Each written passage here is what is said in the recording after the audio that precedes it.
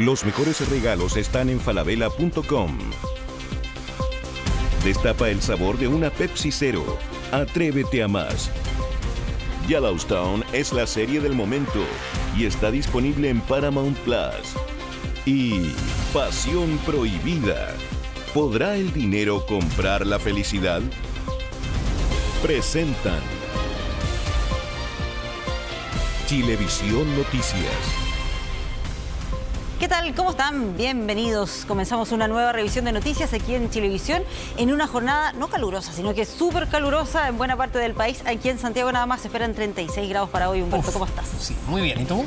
Un poco. Preparándonos. Así que el consejo sigue siendo el mismo para estas jornadas, que es hidratarse muy bien, buscar sombra, ropa liviana. Sí. Y aperrarnos. Y paciencia. Claro, y paciencia. Que queda todavía. Vamos a partir con una noticia preocupante porque se trata de un triple abordazo. Ayer, afuera del Club Palestino, había una fiesta de licenciatura. Los papás estaban esperando a que los jóvenes salieran, a sus hijos, y robaron 3 autos en pocos segundos. A esta hora, Max Frick nos va a informar más detalles de esto. Max, buenas tardes.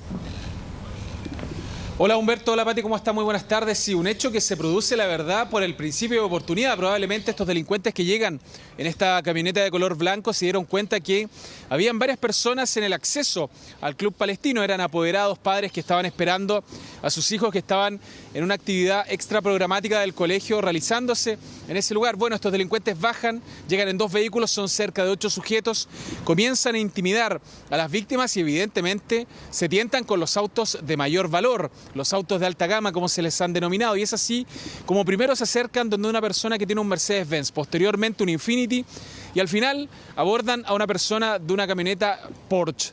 Una de las personas que estaba siendo víctima de esta intimidación intenta resistirse al robo del vehículo y es en ese contexto que uno de los delincuentes extrae desde sus ropas un arma de fuego, dispara contra esta persona, afortunadamente no logra lesionarla, pero sí este impacto balístico impacta en un vehículo que estaba estacionado en ese lugar. Rápidamente los delincuentes escapan en estos 3 automóviles sin que se les haya podido dar caza en ese momento y sin que se puedan recuperar los vehículos hasta hoy. Fue un robo que la verdad no tiene nada de planificación. Probablemente estos delincuentes estaban circulando por Kennedy, que es el acceso de la Caletera a este club deportivo, y es en ese contexto que vieron a estas personas a bordo de sus vehículos y aprovecharon la oportunidad perfecta. Habían personas con vehículos de alto valor, con las llaves además ahí mismo para poder robarlos. Una situación que dicen algunas personas que habían circulado por ahí, se ha dado muy pocas veces ahí, pero sí había ocurrido anteriormente. Vamos a escuchar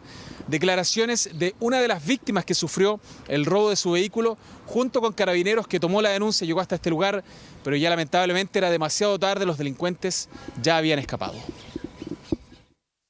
Llegamos un par de minutos antes que terminara la fiesta, que terminaba a las 2:30, y estábamos esperando para que ya pudiéramos ir a buscarlos y veo que un auto blanco sin patente, un Mercedes, se echa marcha atrás cuando ya estábamos estacionados, y le dije en broma a mi marido que nos podían hacer una encerrona, y veo que se bajan varios tipos. Se fueron hacia atrás a un Porsche Cayenne que había y sentí que nos salvamos, pero enseguida había un tipo pegándole en la ventana con una pistola a la parte de mi marido. Yo me asusté, me bajé, él le pasó las llaves y hubo un disparo. Se llevaba a cabo una actividad escolar. Los padres se encontraban a la afuera esperando a los hijos para ser retirados para su respectivo domicilio cuando llegan 2 vehículos, descendiendo 8 de estos, procediendo a intimidar a 3 personas que se encontraban ubicadas a las afueras de este establecimiento, premunidos con armas de fuego, logrando la sustracción de 3 vehículos de alta gama, en el cual durante el desarrollo del atraco, uno de las víctimas forcejeó con uno de los antisociales y producto de ello un sujeto efectuó un disparo al parecer a su vehículo. Bueno, un hecho violentísimo, la intimidación, el disparo. Finalmente estas víctimas terminaron entregando sus vehículos, en los cuales huyeron estos delincuentes sin paradero conocido hasta ahora. Se había encontrado durante la mañana un vehículo muy similar, una Porsche Cayenne, pero no coincidía con el modelo sustraído la tarde-noche de ayer en el Club Palestino, en donde los socios que llegaron esta mañana estaban muy sorprendidos con lo que había ocurrido. Decían que si bien había pasado alguna vez, no era un hecho que fuera común en este lugar, pero dice la gente que la verdad, la posibilidad de sufrir en este caso un robo con intimidación de un vehículo tipo portonazo, encerrona, puede pasar en cualquier punto de nuestro país y particularmente ahí en el sector oriente de la región metropolitana. Vamos a escuchar declaraciones de los propios socios que llegaron esta mañana, se enteraron de esta noticia y estaban bastante asombrados, además del secretario general de este recinto deportivo. Escuchemos. En el momento en que venían a recoger los papás a estos niños, se produce acá en las afueras del club, uno un poco alejado, que era en el restaurante, que es vecino del club, y luego acá una situación de violencia, lo que es conocido como un portonazo. Una situación bastante especial porque eran como muchos no eran socios, solamente era gente que estaban recogiendo, no estaban dentro del club resguardados, sino que estaban afuera esperando. Y bueno, a la vez nuestro personal también actuó porque hemos tomado muchas medidas, no somos exentos a la realidad del país, se han tomado muchas medidas de seguridad y pudimos salvar por lo menos 2 o 3 autos ya que se dieron cuenta y lo hicieron entrar o le hicieron que se fueran. Eso, el club va a seguir funcionando con normalidad porque esto es algo que ocurrió afuera, una situación muy coyuntural. Ya realmente no estamos tranquilos en ninguna parte. ¿Qué se enteró usted que ocurrió? Bueno, que hubo una grabación anoche y vinieron a buscar unos papás a los niños y los asaltaron con disparos. Una pena, la verdad. Este país da pena este país. A mi hijo lo asaltaron de aquí mismo. O sea, es un lugar que es más o menos peligroso, ¿no? En todas partes está igual. Santiago es peligroso igual. Siempre hay que salir, no sé, con los vidrios cerrados y todo.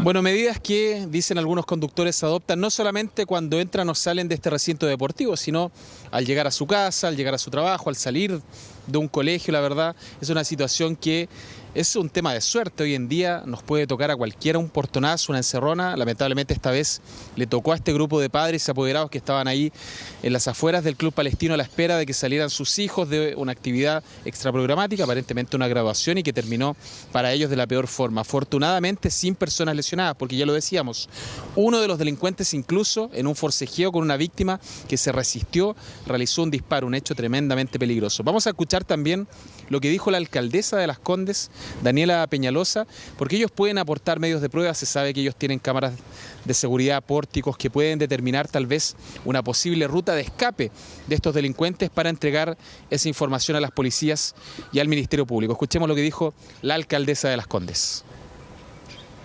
Anoche, mientras se realizaba una fiesta de graduación en uno de los clubes acá en la comuna de Las Condes, sujetos intimidaron a los apoderados que estaban esperando a sus hijos. Llegaron con armas de fuego y robaron 3 de los vehículos. Necesitamos poner freno a esta situación. Por eso es urgente que tanto los colegios como clubes que ya tienen agendadas las fiestas de graduación den cuenta al 1402 para poder poner a disposición nuestro patrullaje municipal y también la coordinación con carabineros.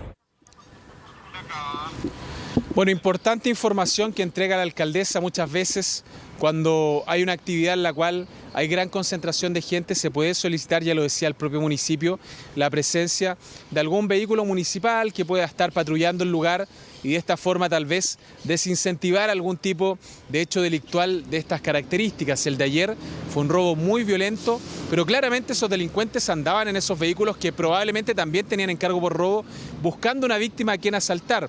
Y se cruzaron justo con este estacionamiento que está fuera del Club Palestino, en donde estaban estas personas y en donde fueron presa fácil para este grupo de 8 sujetos aproximadamente que se bajaron con armas de fuego, que los intimidaron, que golpearon incluso a una persona, que les dieron en los vidrios el típico golpe con el arma para intimidarlos. La verdad, una situación muy compleja para estos padres.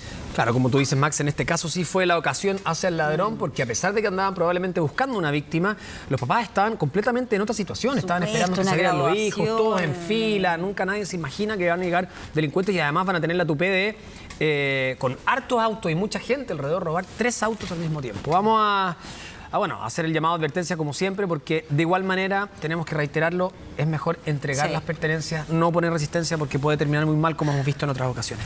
Gracias, Max, que esté muy bien, cuídate. Bueno, vamos ahora a revisar lo que ocurrió con esta mujer que falleció horas después de someterse a una intervención en una clínica estética ubicada en la comuna de Las Condes. Nicolás Crum nos va a contar más detalles sobre esto. Nicolás. Hola, Nico. ¿Qué tal, Pati Humberto? Buenas tardes. Sí, es la Brigada de Homicidios de la Policía de Investigaciones quienes están a cargo de hacer las diligencias y evidentemente quedar a cargo, obviamente, de la investigación de este caso que se da al interior, como ustedes decían, de una clínica estética ubicada en la comuna de Las Condes, conocida como Clínica Los Dominicos, una clínica que evidentemente se dedica a lo que es este tipo de intervenciones y donde el día martes esta paciente de 42 años ingresó para hacerse una intervención estética que preliminarmente se habla de un buen resultado. ¿Por qué? Porque todo lo que ocurrió finalmente con esta persona tuvo que ver con el postoperatorio. Esto evidentemente es materia de investigación y son cosas que se van a ir aclarando evidentemente cuando en este caso la Brigada de Homicidios tenga más antecedentes.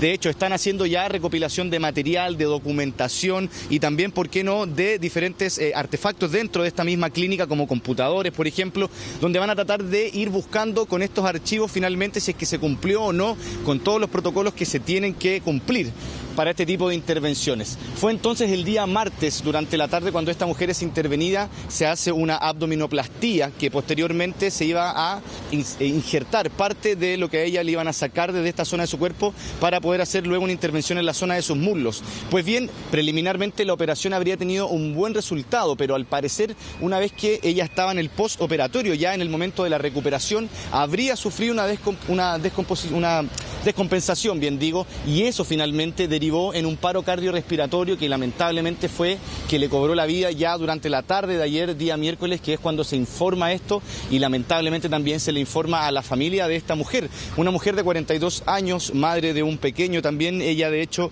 no es de Santiago, había venido hasta la región para poder hacerse esta intervención. Estaba su familia también muy expectante con esta situación. Varios de ellos lamentan evidentemente esto porque el día martes ellos quedaron con el ingreso de esta mujer a esta clínica estética y lamentablemente un día después tienen que recibir esta lamentable noticia y que fue informada por personal de la clínica.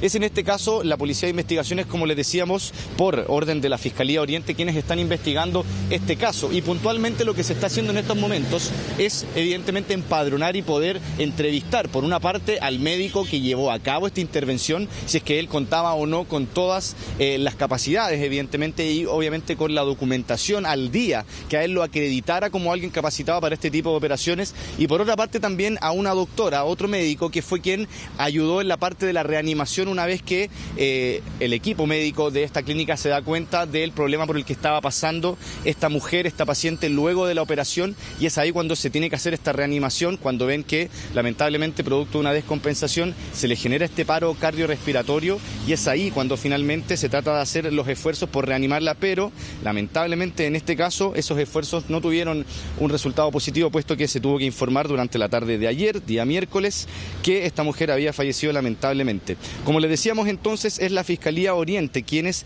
están en este caso investigando este hecho, están evidentemente por ahora haciendo todo lo que es la recopilación de antecedentes, ver evidentemente si es que la clínica contaba o no con los permisos, que es por una parte lo que se tiene que hacer en estos casos, hacer una revisión del lugar, del recinto donde se están haciendo estas intervenciones, pero también distinto es en este caso quién es el equipo médico que estaba a cargo de esta operación, y por lo mismo son dos líneas distintas que se tienen que considerar. Por una parte, ver si es que el recinto, la clínica, contaba con todos los implementos necesarios para este tipo de intervenciones, y lo otro evidentemente muy relevante y quizás más aún, verificar si es que aquellas personas que estaban a cargo de esta operación, de esta intervención, contaban efectivamente con la capacitación acorde a lo que requiere una operación de este tipo, una cirugía estética que, como recordemos, era una abdominoplastía, según el término específico, el término médico, y que esto posterior, lo que se extrajera de esta zona del abdomen, iba a ser introducido en la zona de los muslos de esta paciente, y por lo mismo es una operación que requiere de un cuidado bastante importante. Una noticia muy lamentable, como les decíamos, que se tuvo que informar ayer a los familiares de esta mujer de 42 años, quienes lamentan lo ocurrido, y que ahora vamos a escuchar parte de sus declaraciones respecto de esta lamentable pérdida. Vino ayer a hacer una abdominoplastía como a las 16 horas, creo que fue intervenida como a las 18, y supuestamente, entre comillas, todo iba evolucionando bien, pues. pero no sabemos todavía porque la clínica no ha dado ningún informe a la familia. Entonces, nunca la clínica se ha acercado a darnos, a decir de qué murió o a qué hora falleció. Creo que la data de la muerte fue a las 12 del día. Esta clínica creo que tiene ya 3 cierres. Antiguamente era la clínica París. Y después tiene otro nombre, creo que ahí está borrado. De día se ve como que lo volvieron a pintar. Y aquí ya han fallecido ya personas, de esta misma forma, en abdominoplastía. Cuando ya venían llegando me dicen que estaba muy mal la paciente y no había resistido la reanimación. Y cuando llegué acá, bueno, había la junta médica, me empezaron a explicar que habían hecho lo humanamente posible para poder reanimarla, que le habían dado 6 paros cardíacos. La clínica había tenido muchas denuncias al respecto de las negligencias médicas que habían tenido sobre operaciones que habían tenido acá. Entonces, después de eso empiezo a indagar y claro, ahí me doy cuenta que realmente, claro, ella no tiene UCI, no tiene ninguna ambulancia para llevar a los pacientes, a lo mejor alguna parte que tenga UCI, que es la clínica alemana o la clínica Las Condes, que están cerca acá. Escuchábamos entonces las declaraciones de los familiares de esta mujer de 42 años, que es esta víctima lamentablemente de esta situación que se está investigando. Como les comentábamos, es la Fiscalía Oriente quien dispuso que la PDI, en este caso la Brigada de Homicidios, comenzara a hacer ya una recopilación de todos los antecedentes, incautar fichas médicas, empadronar testigos, también personal del mismo centro hospitalario en este caso, para poder ir viendo qué ocurrió en este caso, si es que podemos hablar evidentemente de una negligencia como tal del recinto, que como ustedes escuchaban, no sería la primera denuncia y no sería lamentablemente la primera operación con una consecuencia fatal. Y por otra parte, evidentemente, en este caso, y ya de manera más concisa, poder saber si es que tenían o no las competencias los médicos a cargo de esta operación y también aquella médico que le prestó los primeros auxilios, la reanimación, una vez que ya en el postoperatorio esta mujer comienza a tener estas complicaciones. Lo decíamos también y lo decían también en las declaraciones los familiares de esta víctima, es lamentablemente una situación que al parecer en este mismo recinto sería reiterativo. No sabemos si específicamente con Clínica Los Dominicos, que es el nombre que actualmente tiene este recinto estético, pero también con los nombres que había tenido anteriormente esta misma clínica, este mismo lugar, que también ya al menos en los últimos 5 años había tenido 3 nombres distintos, 3 clínicas diferentes instaladas en un mismo recinto y que evidentemente eso genera también una expectación y una preocupación por lo que se está haciendo al interior de este lugar. Entrevistamos nosotros, por supuesto, a algún vecino de este sector de la comuna de Las Condes quien comenta esto, que hay bastante preocupación en torno a este centro de estética. Escuchemos lo que señaló el vecino. Pues si aquí se han muerto ¿cuántas personas? Varias. Ahora la señora dice que se murió una señora. Imagínense. Entonces, digo yo, ¿por qué no la cierran? ¿Por qué no la cierran? Yo veo que paso por aquí, están atendiendo y no hay ni un carabinero, no hay nadie. A mí a veces me dan ganas de decir, oiga, esta cuestión está clausurada. Y resulta que nadie hace nada.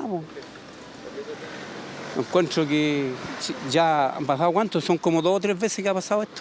Deberían controlarlo y fiscalizarlo. Claro, este vecino da cuenta de otras situaciones, de episodios previos a este lamentable hecho y que tiene que ver con lo que les comentábamos. Este mismo lugar ha tenido al menos 3 nombres distintos en los últimos años, todas clínicas estéticas dedicadas a este tipo de intervenciones y que lamentablemente no sería la primera operación que tiene una consecuencia de este tipo y peor aún una consecuencia fatal. Es por lo mismo que se está investigando en este caso al recinto como tal, como les hemos explicado, que por orden de la Fiscalía es la PDI quien está investigando todo este suceso, pero hay 2 líneas quizás que se tienen que considerar. Por una parte el recinto, que como ustedes habrán escuchado también, son varias las denuncias en torno a este lugar, en torno a esta misma clínica estética que ha ido cambiando de nombre y por lo mismo ahí hay que verificar si son las mismas personas a cargo del mismo recinto que cambian el nombre, si es que se instalan nuevos dueños en este mismo lugar a realizar este tipo de intervenciones, pero por otra parte lo más relevante también son los médicos que llevaron a cabo esta intervención, esta operación. Por ahora, según lo ha señalado la Fiscalía, no hay una orden orden de detención puntual para alguna persona. No se le puede imputar en este caso a alguien en específico este delito, pero por lo mismo hay que estar muy atento a cómo se vaya desarrollando esta investigación, porque evidentemente parte de las pruebas que van a recabar tanto la Policía de Investigaciones así como también la Fiscalía por su parte pueden ir entregando ciertas directrices de quiénes serían las personas, por ejemplo, que llevaron a cabo esta intervención, si dentro de esa intervención hubo o no algún grado de responsabilidad en la operación misma o, por ejemplo, en el postoperatorio, acorde a lo que han señalado también parte de los mismos familiares de esta víctima fatal, que habría sido una vez ya ocurrida la operación cuando ella empieza a presentar este tipo de complicaciones, esta mujer de 42 años, y que evidentemente ahí, una vez que ella ya está en el proceso de recuperación, es decir, un día después de esta intervención a la que ella se somete, es cuando empiezan este tipo de complicaciones, y por lo mismo, en este caso, es lo que se tiene que estar investigando ahora, si es que efectivamente hubo o no algún problema en torno a la intervención o en el postoperatorio. Por eso va a ser muy relevante en este caso lo que tenga que señalar la Fiscalía, una vez que ya tenga en este caso las directrices más claras de lo que es la indagatoria en este caso. Por lo mismo es la PDI, la Brigada de Homicidios, quien tiene que investigar esta situación.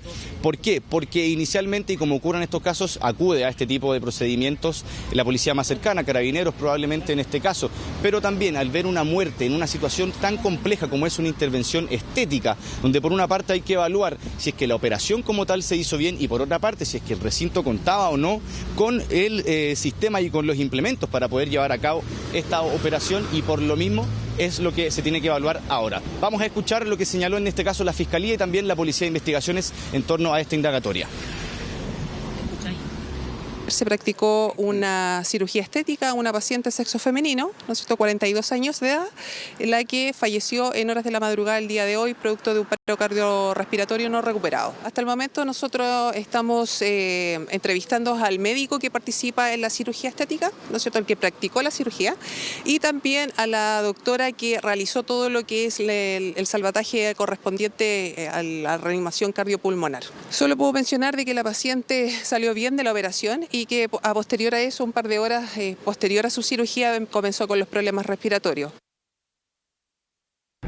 Se ha podido establecer preliminarmente que la mujer sufre una complicación posoperatoria, lo cual le origina un paro cardiorrespiratorio, lo cual causa la muerte del día de ayer.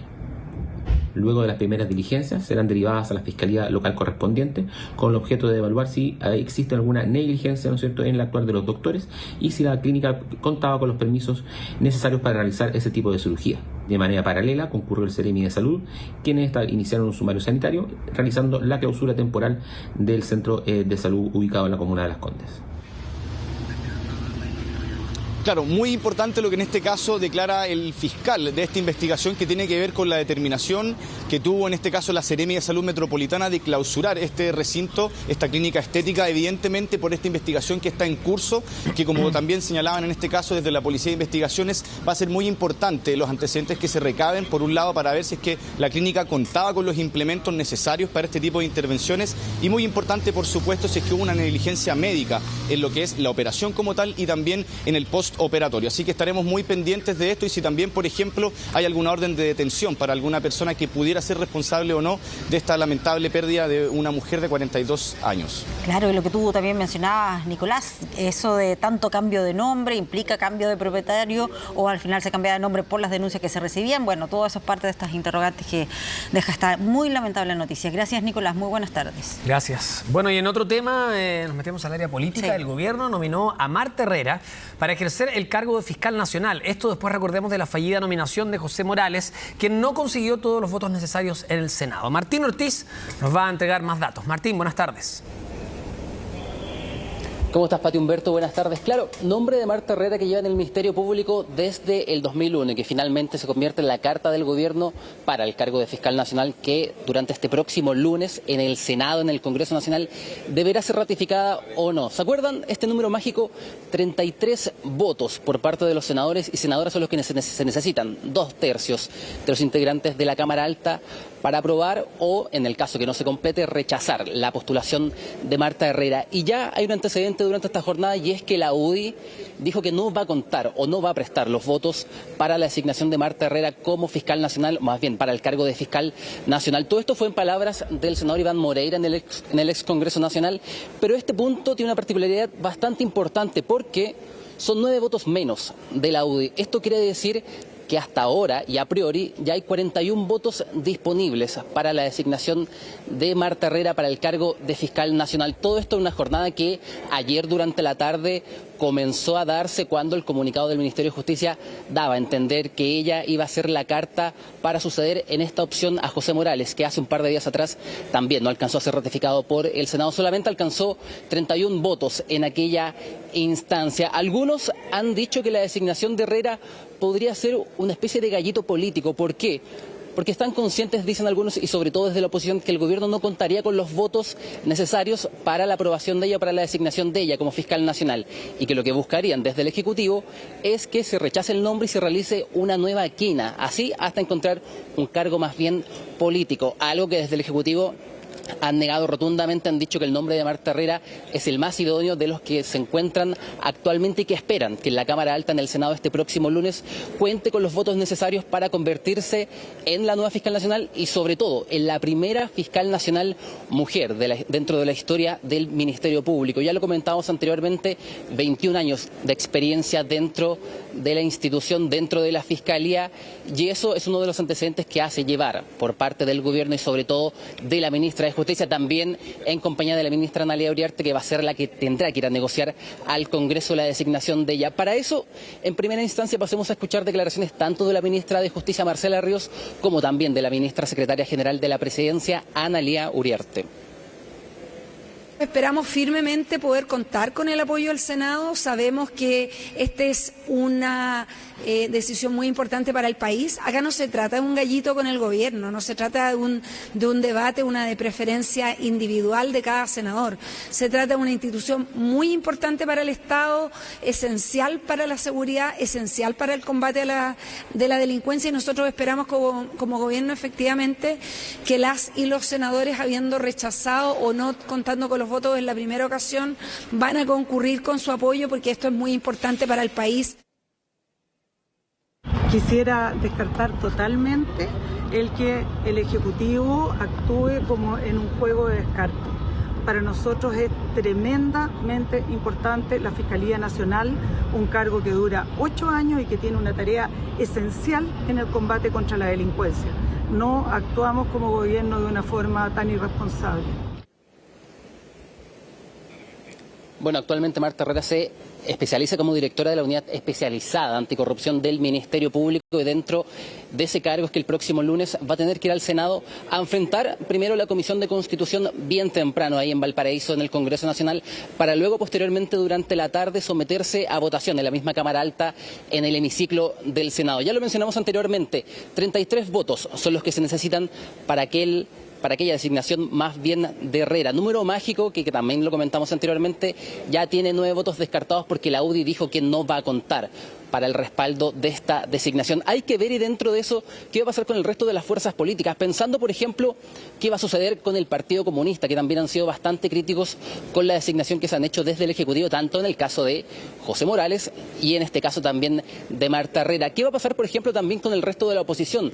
RN, ¿qué va a pasar con el Frente Amplio, que en este caso es encabezado por el senador Juan Ignacio Latorre, la única carta dentro del Frente Amplio en el Senado? ¿Qué va a pasar especialmente con el socialismo democrático? Hay que mencionar que en la votación pasada hubo fragmentación de votos. Claro, hubo senadores que apoyaron la candidatura de José Morales, hubo otros que se abstuvieron dentro de aquella votación. Y sobre todo también qué va a pasar con la democracia cristiana. Ahí están los flancos que se prevén solucionar de aquí hasta el lunes, y para ver si es que Marta Herrera logra conseguir estos 33 votos o no. Pero ahora vamos a los protagonistas también dentro de los próximos días. ¿Qué van a hacer los senadores? ¿Qué opinaron ellos de la designación de Marta Herrera? ¿Cómo se va a ver esta carrera para liderar el Ministerio Público? Para eso pasemos a escuchar sus declaraciones. Y acá hay una tremenda necesidad de tener una fiscal titular que asuma en propiedad todo el liderazgo que requiere el Ministerio Público, y que la política de persecución criminal sea mucho más activa y se dé un giro relevante. Entonces, lo primero que yo me preguntaría es a los senadores y senadoras no sé, supongo derecha, yo no los he visto todavía que están anunciando su voto en contra. Yo me pregunto qué quieren. O sea, ¿quieren que el presidente nombre a un fiscal que sea afín ideológicamente a la derecha? Que sea un fiscal que más o menos sea un abogado litigante que haya trabajado en los estudios jurídicos que a ellos les sirven. Y siempre he hecho lo mismo con la prensa. No hablo con la prensa de los nominados mientras yo no los escuche en la comisión, porque es ahí cuando uno se debe hacer y formar un criterio y saber si va a aprobar o no va a aprobar esa nominación propuesta por el presidente. Esto vale tanto para el fiscal como para los ministros de la Suprema, de los tribunales ambientales. En el caso en cuestión, sin emitir yo opinión de cómo voy a votar, creo que está muy difícil los votos para ser aprobados.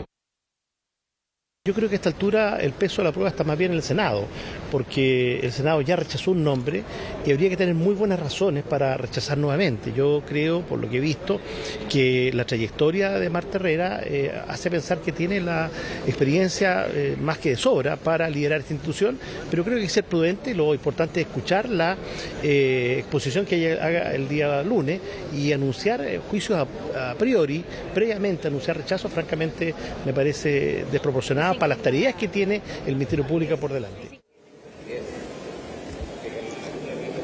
Bueno, hay tres posturas bastante claras. Desde el Partido Comunista, con cierta crítica a la designación de Marta Herrera, desde la oposición, en este caso desde la UDI, diciendo que están un poco difíciles los votos para la consagración de ella, más bien para que se convierta en la nueva fiscal nacional del Ministerio Público. Y en el caso del socialismo democrático, por el senador Jaime Quintana del PPD, dice que hay que esperar lo que suceda el lunes con la exposición en el Senado. Ahora, las preguntas van a ser durante los próximos días. ¿Logrará el gobierno concretar estos 33 votos mínimos para que Marta Herrera sea la nueva fiscal nacional? ¿Qué va a suceder? ¿Quién va a ser el perdedor en caso que se rechace nuevamente? ¿Será el Ejecutivo? ¿Será el Senado? ¿Tendrá alguna incidencia la Corte Suprema? Y la pregunta que también todo el mundo se haría, en este caso también hipotético: ¿quién va a ser el nuevo nombre que va a integrar esta quina, o cuál sería el nuevo nombre que el gobierno presente durante los próximos días? Por el momento está la esperanza desde el Ejecutivo que Marta Herrera sea la nueva carta, o más bien sea la nueva fiscal nacional. Ahora, de aquí al lunes, todo puede pasar. Y es bien interesante lo que tú planteas, Martín, a propósito de la exposición que tenga el día lunes, porque recordemos que José Morales se decía que contaba con los votos, pero después de la exposición nos dimos cuenta que finalmente ese tema no ocurrió, así que por lo mismo va a ser una jornada clave. Muchas gracias. Sí. Te iba a decir que requiere 33 de 50 votos. Sí. Eso es lo que requiere. Muy bien, vamos a otras informaciones. Sí, un bus del Transantiago chocó y arrastró por varios metros a un taxi, esto en Puente Alto. Pero no es el único incidente que involucra a una micro que se ha registrado en esta jornada. Belino Martínez nos cuenta más al respecto. Belino. Hola, Belino.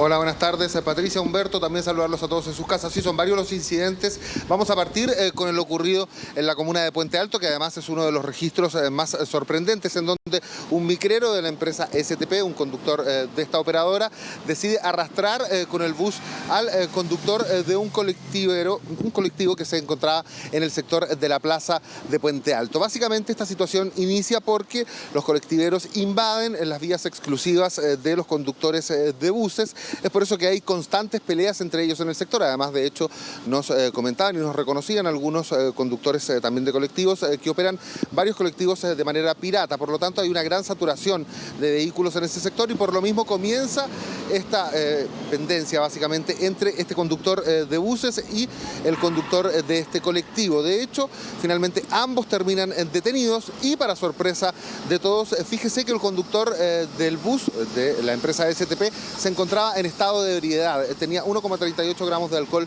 por litro de sangre y además el colectivero tenía un arma que resultó ser finalmente a fogueo. De hecho, el parte policial consigna básicamente lo que ocurre porque se encuentran además con un control de carabineros cuando estos sujetos venían discutiendo por avenida Vicuña Maquena desde hace varias cuadras y finalmente se encuentran con este control policial. Es ahí que se detiene el conductor del vehículo colectivo y básicamente lo que ocurre es que el conductor de la micro decide embestir a este vehículo y arrastrarlo durante varios metros. Esto porque cuadras antes el conductor del colectivo había descendido del bus y con el arma a fogueo había amenazado al conductor de la micro y además también le había roto uno de los parabrisas a golpes. Es por eso que finalmente el micrero termina reaccionando de esta forma y probablemente también porque se encontraba bajo los efectos del alcohol, como confirmó finalmente Carabineros. 1,38 gramos de alcohol por litro de sangre es lo que mantenía fiscalía, el conductor de este bus, de la operadora STP. Por supuesto, nosotros ya nos hemos puesto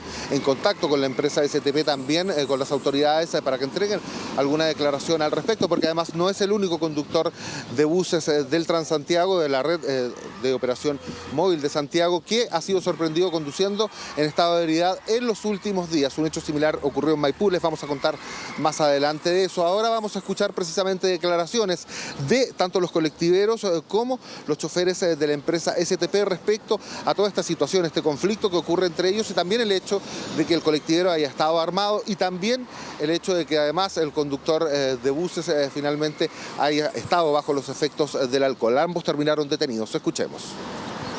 La gente anda muy alterada, todo el mundo alterado.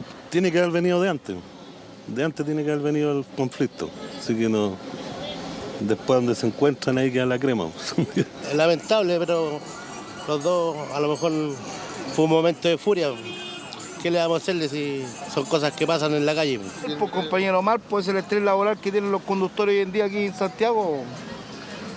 Bueno, ¿qué le vamos a hacer? Pues lo importante es que al compañero no le pasó nada y no hubo gente herida.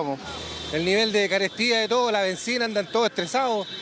Entonces, no creo que sea la forma de solucionar las cosas tampoco, pero terrible en todo caso. Bueno, la eterna guerra entre colectiveros pero de verdad que hacer 3 filas de colectivos está malo. Todos tenemos derecho a la libre circulación. Uno tiene que ahí esperar hasta que ellos desocupen la pista para poder avanzar. Uno les toca la bocina, lo insultan, se bajan del vehículo, lo agreden, se quiebran los vidrios, los espejos, y porque se creen amo y señor de las calles. Derecho, y siempre ocupan los 2 espacios y no lo dejan pasar. Entonces yo creo que tuvo un trompeo más o menos con el colega, para el colega reaccionar así, pues enojado y hacer lo que hizo. Nos deja todo mal, nos deja todo muy mal puesto. Eso no debería suceder. Ahí cuando la ley tendría que castigar la licencia como corresponde, nada más. Uno tiene que estar sanito. No puede ser malo. No es de profesionales, pero aquí también nosotros vivimos todos los días este caos que ustedes están viendo. La gente de los colectivos se creen dueños de las calles, son amos y señores, son mafia aquí en Puente Alto.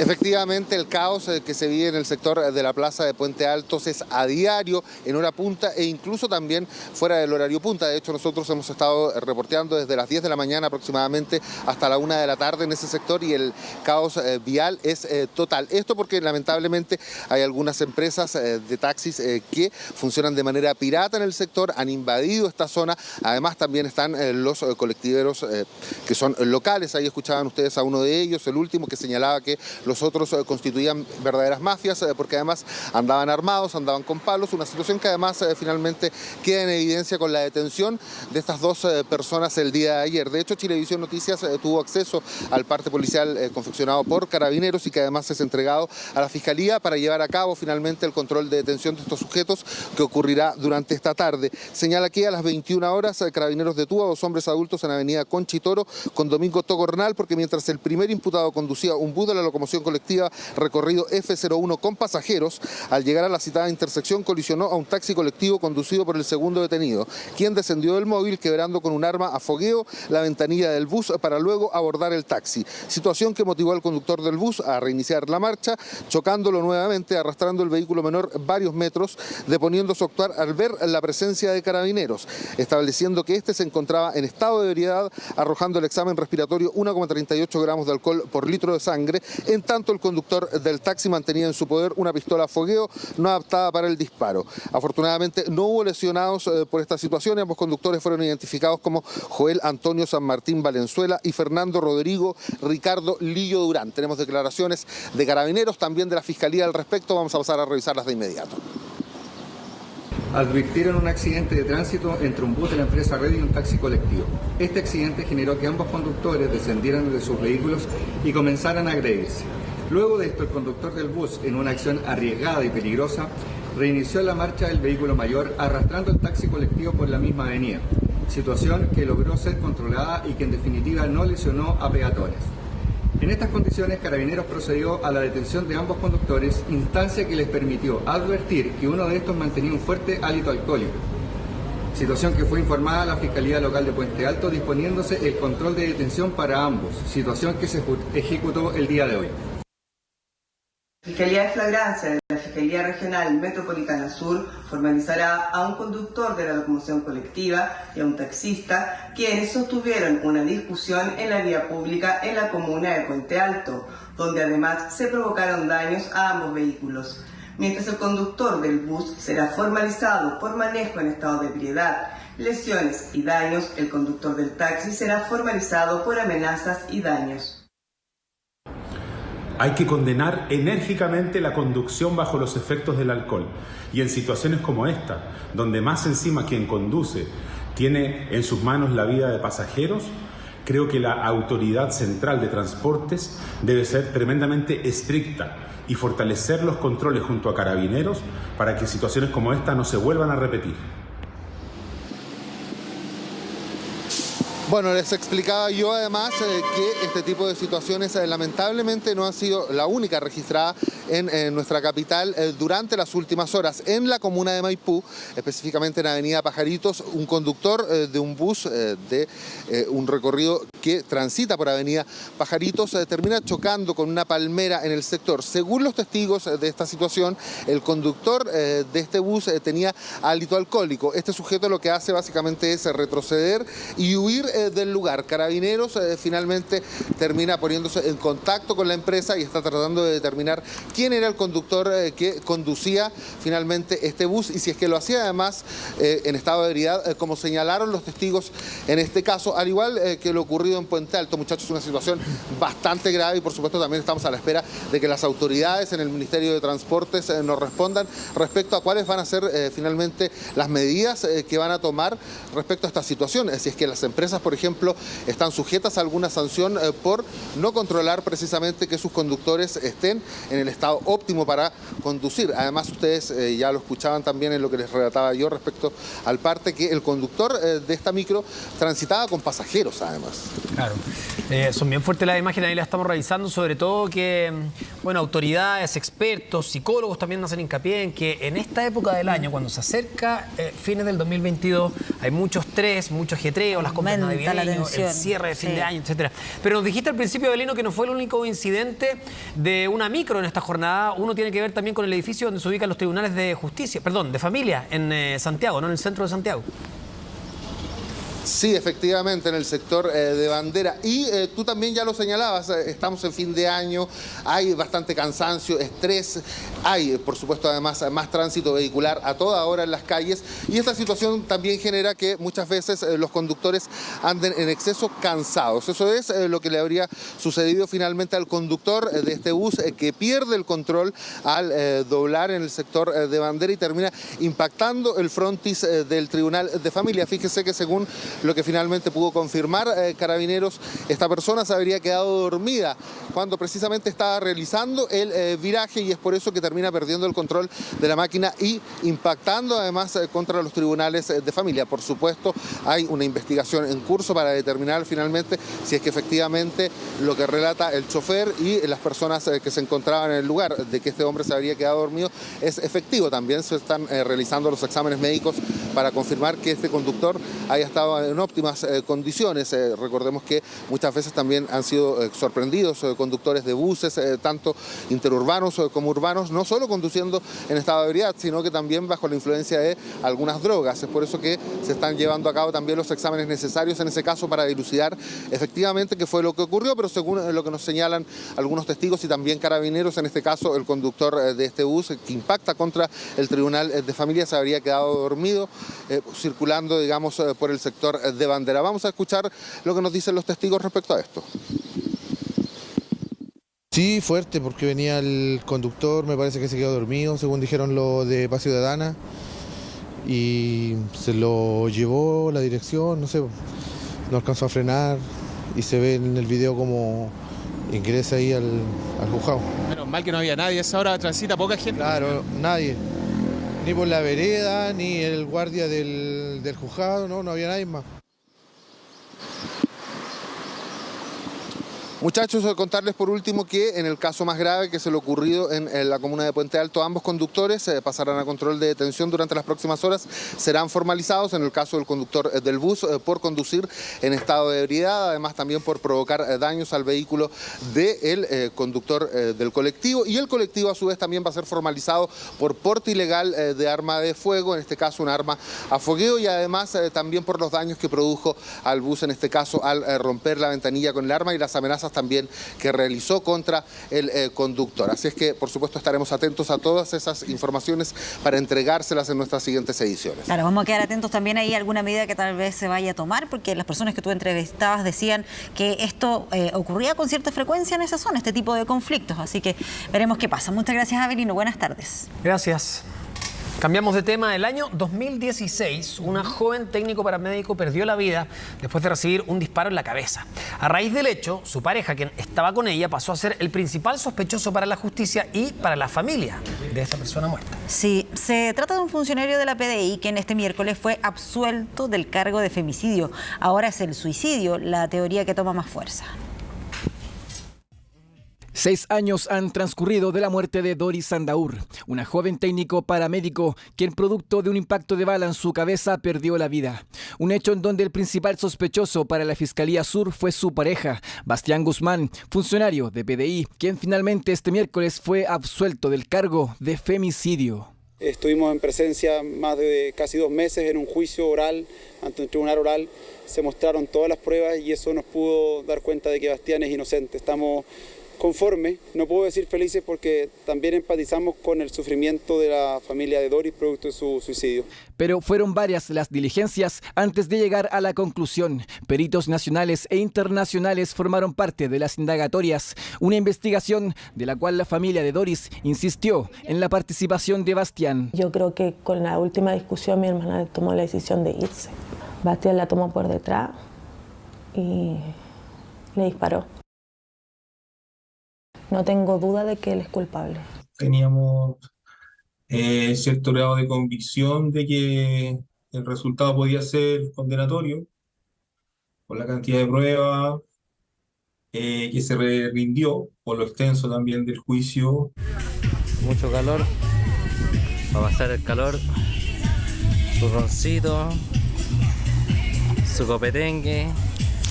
Los pobrecitos aquí. En septiembre de este año, Chilevisión Noticias tuvo acceso exclusivo al testimonio de Bastián Guzmán mientras continuaba en prisión preventiva. En dicha oportunidad, de esta manera, el funcionario PDI daba su argumento.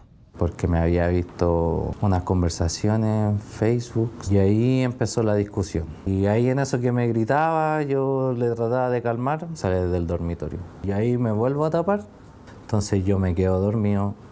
Y después despierto del disparo, salgo corriendo y veo que está ahí en la cocina. En la formalización, la Fiscalía argumentó que sin motivo alguno el funcionario PDI de la Virosur disparó en contra de Doris. Sin embargo, una nueva pericia dio un vuelco en el caso para la justicia. En las manos de Doris, la mano derecha, Doris era derecha, se encontraban 145 partículas de residuo de disparo, una cantidad sumamente importante que da cuenta de un disparo. Sin embargo, en las manos de Bastián se encontró únicamente 6 partículas de residuo de disparo. Pero ello con qué era compatible, con que Bastián había tomado el arma después de que Doris se había suicidado y la había dejado sobre un sillón. A pesar de los argumentos entregados por la Fiscalía de Guzmán, la familia sostiene la teoría que él es el único responsable. 3 días antes que ella falleciera, anduvo disfrazada de abejita y me pone abajo, qué divertida soy, hice de abeja hoy. Y yo le dije, ¿por qué? Me dice, por el día de la primavera en la clínica. Yo creo que una persona depresiva que esté pensando en terminar con su vida no va a andar disfrazada en una clínica de abejita. Empatizamos plenamente con la familia de Doris Andaur. Hemos acompañado este caso a través del Servicio Nacional de la Mujer y Equidad de Género desde sus inicios y no descartamos ninguna de las acciones legales posibles. Es por eso que estamos estudiando un posible recurso de nulidad para poder conseguir justicia para Doris, ya que confiamos plenamente en el relato de su familia. Este 28 de diciembre, el 6º Tribunal Oral en lo Penal dará el veredicto final. La participación de Bastián Guzmán ya fue descartada. Solo quedaría por confirmar la causa de muerte de Doris Andaur. Estamos de regreso para revisar el pronóstico del tiempo en esta jornada calurosísima. Eduardo Sáez, muy buenas tardes, ¿cómo estás? Y así se siente, ¿cómo están, chiquillos? Buenas tardes. ¿Cuánto estamos? 33.1. 33, como dice el doctor, pero esto va a seguir. De hecho, mira, estaba recién comentándole a la Pati que en el fondo hasta prácticamente 2:30 estábamos muy parecidos ayer. De hecho, yo le había perdido la fe, dije ya, dijiste, no vamos a llegar a tanto. Otra vez nos equivocamos, pero hace 1 hora y media que cambió totalmente y el golpe de calor que se está sintiendo ahora de verdad es muy fuerte, muy sofocante. De hecho, vamos a ir a ver inmediatamente la imagen del satélite para que veamos qué es lo que está pasando. Vaguada costera seca, chiquillos. O sea, significa que está la circulación, pero no está la nube formada. Así que tenemos el viento del este que de todas formas está apareciendo en el borde cordillerano y hoy día va a generar entonces temperaturas altísimas al interior de la región de Coquimbo, por ejemplo Paihuano, hasta más o menos Angol, porque podríamos encontrar hasta 29, 30 grados ahí en esa zona. Así que una jornada en extremo caluroso y también en la playa. Está subiendo bastante la temperatura en esa zona, justamente como le decía, por esta circulación del este. Hacia el sur, simplemente el sistema frontal que está dejando más bien nubes a la espera de precipitaciones en Magallanes, y en el norte grande, la parte altiplánica, a la espera también de las precipitaciones de la tarde. Veamos imágenes entonces de la capital. El cielo se encuentra despejado y eso que se ve en el horizonte es humo. Todavía está activo el incendio de Curacaví y además se le suma el incendio de Santo Domingo. De hecho, el de Santo Domingo lleva consumido prácticamente 70 hectáreas, mientras tanto el de Curacaví ha consumido 1.700 hectáreas hasta esta hora. Así que de verdad muy tremendo esta condición de calor que nos está provocando incendios forestales. Además, les tengo un datito. Esta Navidad, la mejor historia empieza en falabella.com, en donde encuentras miles de regalos de las mejores marcas y emprendedores en un solo lugar, con envío gratis en 48 horas. Todo lo que necesitas para sorprender lo encuentras en falabella.com. Así que gracias, Falabella, por haber estado esta tarde también con nosotros, aunque el calor nos está acompañando. Y fíjense, el cielo completamente despejado también en el puerto principal y la temperatura sube y sigue subiendo también en el borde costero. Así que calor en todos lados. A ver, veamos algunas temperaturas entonces de lo que está pasando hoy día, porque vamos a destacar lo del norte, donde también tenemos escasas nubes, casi despejado en Arica, en Iquique, en Antofagasta. Allá apuntamos ya a 24 grados. En Valparaíso vamos a los 26. Harto calor en Valparaíso. Pero 26 en la playa. Sí. Habitualmente son de 19, exacto, con suerte de 20. No entonces, más de 20, sí. Entonces estamos hablando sobre 30 en los cerros, así que, y el viento que va a estar sobre los 40 km por hora prácticamente todas las playas, así que de verdad horrible. 34 grados para Paihuano, vamos probablemente a estar cerca de 38 grados en los Andes, San Felipe. O sea, mucho calor que se va a observar prácticamente hasta Angola, así que por eso está ahí Chillán con 32, nubes que nos van a acompañar más o menos hasta la Araucanía. Ahí cambia un poquito, 25 grados, empieza a refrescar. Y ahí Aysén y Magallanes un poquito más nuboso, donde esperamos ahí en Punta Arenas 18 grados. Y acá en la capital, hoy día vamos a entonces estar entre los 35 y 36 grados. Por eso les decía que hace una corrección de este pronóstico, pero aún así cielo completamente abierto al sol. Y para mañana baja un poco la temperatura de unos 31, empieza a entrar aire costero, independiente que se forme o no se forme la nubosidad ahora, ya para mañana esperamos condensación, así que va a estar nubladito en la costa, 31 grados entonces por este aire costero el día viernes, y el sábado sí que se va a notar más. Por lo tanto, la mitad del valle es muy probable que amanezca nublado con niebla, y por eso es que estamos esperando máximas de 26, 27 grados, nubes altas también en la tarde. Así que se va a dar todo para poder refrescar un poco. Pero a partir del domingo, otra vez vuelven a subir los termómetros. Pero lo bueno es que la próxima semana se va a ver entre rangos entre los 28 y los 31 grados. Ya, así por que lo menos, alguna pausa ahí más, respecto un poco más normal la temperatura para y salir. Y la noche del sábado más fresca, ¿no? La del domingo. La del domingo va a ser más fresca, claro. Como va a calentar poco el sábado, entonces el domingo va a amanecer un poquito más helado. Así que a no confiarse esa noche. Exactamente, ya no guardar todo ahí. Ya está un poquito más... Oye, y la preocupación que hay también por los incendios forestales. Oye, sí, el tema de los incendios forestales de verdad está muy fuerte. De hecho, el gran problema que estamos encontrando, principalmente ahora, es el nuevo incendio de Santo Domingo. Pensemos que en el sector, porque no es la playa misma, sino que es hacia el interior.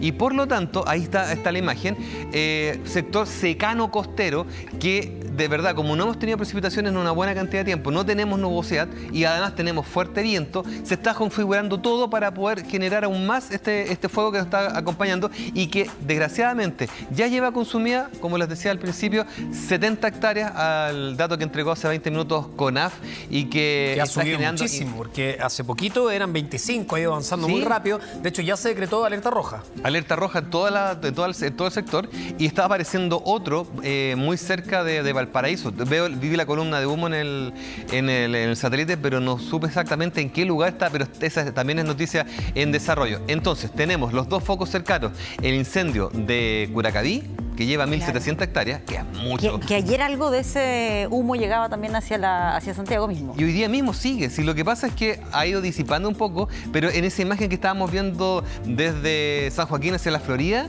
se logra ver todavía bastante blanquecino, producto justamente que el humo todavía está circulando. En la noche a lo mejor se logra contener un poco más, pero después va avanzando el día, estas temperaturas tan altas y se vuelve a activarse. Ojalá. Y lo otro es que como hoy día en la noche empieza a cambiar la circulación de aire en la costa, este aire con humo va a empezar también a ingresar hacia la capital. Estamos hablando de Santo Domingo, que está prácticamente en la desembocadura del Maipo, muy cerca, y por lo tanto tenemos prácticamente la entrada. Ahí salía el tuit de la ONEMI que decía que uno de los sectores que hay que desalojar es el sector del Yali, que es este humedal, que está un poquito más al sur, ¿no? Entonces, claro, es peligroso porque también por ahí hay viviendas no muy lejos, así que hay evacuación en este momento en Santo Domingo, parte de la región de Valparaíso. Mucha maleza, mucho pasto seco, mucho eucalipto, que también es tremendamente peligroso porque prende muy rápido. Es que como estamos con extremos en las temporadas, digamos, en las estaciones, hace mucho calor en el verano, pero además este año fue más lluvioso que el año pasado. Entonces crece más la vegetación y se seca mucho más rápido. Exactamente, mucho más combustible. Gracias, Eduardo. Vale, chiquillos, Eduardo. buena tarde.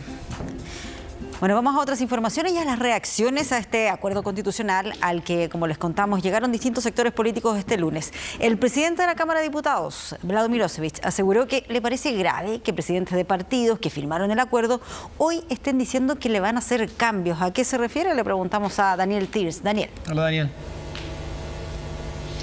¿Cómo están? Muy buenas tardes. De regreso aquí en la sede del Congreso en Santiago, tras las maratónicas jornadas en que se intentó llegar a un acuerdo, finalmente se concretó el lunes y han sido días de diversas polémicas en torno principalmente al rol de los expertos. Es ahí donde se ha instalado precisamente la polémica en esta jornada, porque primero se planteó por parte del presidente de la Cámara de Diputados el día martes, cuando se estaba entregando esta copia al presidente de la República en La Moneda, que los expertos que iban a participar de este comité previo para poder realizar un anteproyecto a la redacción de la nueva Constitución no iban a ser remunerados. Y posteriormente entonces fueron diversas las reacciones del mundo político respecto a la materia, planteando que deberían ser remunerados, que esto podría atentar finalmente con la democracia, porque habría personas que podrían participar que solamente pertenecerían a la élite, porque tendrían que estar varios meses trabajando sin recibir un sueldo. Es parte de lo que se ha desarrollado estos días, y esta jornada el presidente de la Cámara de Diputados volvió a referirse a la materia. Los invito a que revisemos cuáles fueron sus declaraciones. Los expertos y sus remuneraciones, efectivamente lo conversamos los días de las negociaciones, pero no quedó firmado en el documento, no quedó. Por lo tanto, está sujeto a lo que las fuerzas políticas acuerden de aquí hasta el ingreso de la reforma que va a ser en el Congreso, ¿no? Ahí tienen que tenerlo escrito y redactado para la reforma constitucional. Entonces, las fuerzas políticas tendrán que ponerse de acuerdo. Yo simplemente di cuenta de la conversación que se había tenido, pero que efectivamente no quedó dentro de los puntos del acuerdo. Entonces, está abierto. Lo escuchábamos ahí, lo planteó que fue parte de las conversaciones que se acordó, dice verbalmente, pero que mientras no quede en el papel, finalmente es algo que todavía está abierto, que debe ser revisado por las distintas fuerzas políticas en el Congreso, porque recordemos, esta es una reforma constitucional que debe ser aprobada por 4/7 de la Cámara y también del Senado para poder habilitar este nuevo proceso constituyente y poder finalmente, de acuerdo al itinerario constitucional, a fines del próximo año tener una nueva constitución en caso de que esta sea aprobada, esta propuesta en el plebiscito de salida a fines de año. Parte de las dudas es, por ejemplo, ese mismo itinerario, cuándo serían las elecciones. Uno de los temas en duda precisamente respecto a cuánto se va a demorar la reforma constitucional en salir. Finalmente, de eso depende, cuánto se demore el proceso en su totalidad.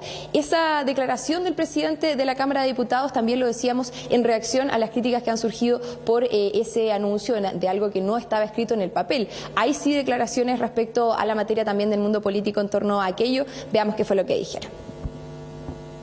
De la misma manera de que las bancadas opositoras tenemos la responsabilidad de que todos los que firmamos concurramos con nuestros votos, yo le quiero decir al presidente de la República que cada uno de los elementos del acuerdo son elementos esenciales.